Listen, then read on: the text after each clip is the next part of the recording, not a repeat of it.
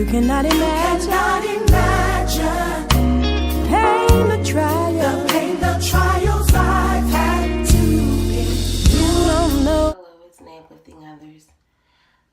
Can or will male victims become the abuser? Because there is truth in that thought, it is pretty confusing though. Sometimes so painful as being sexually abused can still play a part in the victim becoming the abuser. For example, teenage boys sometimes become easily aroused during the abuse because they cannot always control their hormones. If they are stimulated by aspects of their experience, they may feel they were a willing party. That may be why many believe sexually abused boys almost always become sexually abusive men. But while a large amount of male abusers were victims themselves, there is still evidence that very few sexually abused boys actually become abusive or abusers. I honestly feel like that's not true about the male victims becoming the abuser. Every situation is different. Let's put that out there. Every abuse is different. Every victim, every survivor is different. Some people are brainwashed to think that what is going on with them or being abused is okay. So they don't find that what someone is doing to them is actually abuse. They probably think it's love in a sense. Like, oh, such and such is showing me love and attention, and that's all they know. So they're pretty much brainwashed to think that it's right. That's in some cases. So say if it starts at an early age and it's happening like throughout their boyhood, their teenage years, and even maybe their adulthood. So as it's happening, it's like, okay, it's supposed to happen. And just like when I read about the teenagers becoming aroused, so they think it's normal and they become to accept what's going on. It's not the victim's fault. It's everything leads back to the abuser, the one that's hurting them, but their body is reacting differently. So their mind is like confused and conflicted of like, why am I aroused while this is happening? I don't like it. It's painful, but I'm aroused. So that's like a conflicting thing in someone's head. But I personally feel like that's not always the case with males becoming the abuser because of their abuse as a child or a teenager or however. I feel like I said, it depends on the person, and if they're brainwashed or they feel like it's maybe love and affection. That's pretty much it. It's like you know something is wrong when it first starts to happen, but then over time it becomes normal. So you think it's okay to inflict the pain on someone else. It's not even pain in the abuser eyes anymore. It's more of love, affection, attention, so on and so forth, if that makes sense.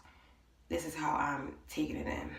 And then you have those that have been hurt and they feel like, well, I've been hurt, so why not let me hurt others?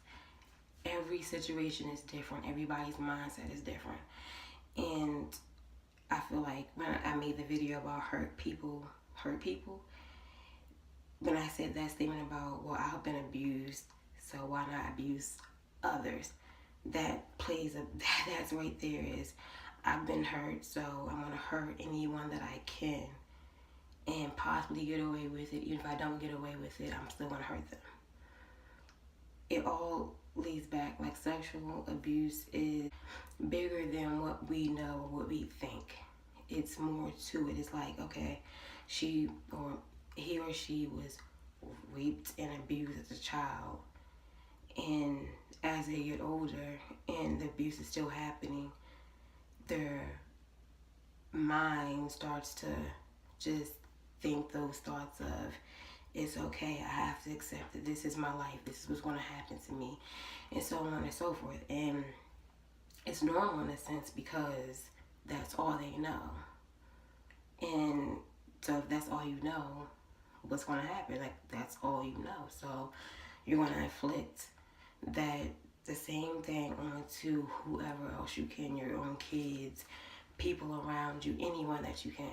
And I personally feel that male victims slash survivors don't always become abusers because of what they've been through.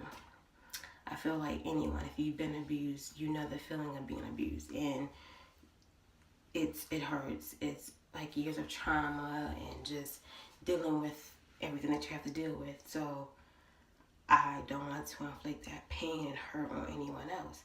But somebody else's mindset might think that it's normal and it's okay, or they just don't care. Because we have a lot of heartless people out here that just don't care. And I feel like all that is just to say that we can't honestly judge a book or what we know or what we think about somebody. Like, we can't just judge that and just assume that they will become this way because of what they've been through. And when, as a child or a teenager, we hear the things, oh, you know, it's always a chance that the victim becomes the abuser, and that plays in our head, and we think that, oh my gosh, I don't want to be this way, or oh my gosh, this is the only thing that I'm going to know, so I'm going to abuse somebody. And then again, our mind starts to think that, okay, well, it's okay, this is my life, this is the end of it, this is what I'm going to do. And that's not the case. I feel like we have to stop assuming and really get the help for those that have been hurt, and actually listen and pay attention and just be there and uplift and help someone heal from their pain. Like, healing and being there and support plays a big part. If it can happen to a little girl or a woman or a teenager, it can happen to a little boy, and it can happen to a man. And we hold on to things and we dwell on it, and then we become angry, and then that's when maybe the victims become the abuser, because they're so aggressive and they can't help the thoughts that they're having, or whatever the case is. I honestly don't think that male victims become the abuser. And what you think about it, and we can talk. Thank you for watching my video. Subscribe, like, comment, share. Remember to be a helping hand for someone that's struggling with any type of trauma or mental health issue. Just be there for someone. Thank you for watching.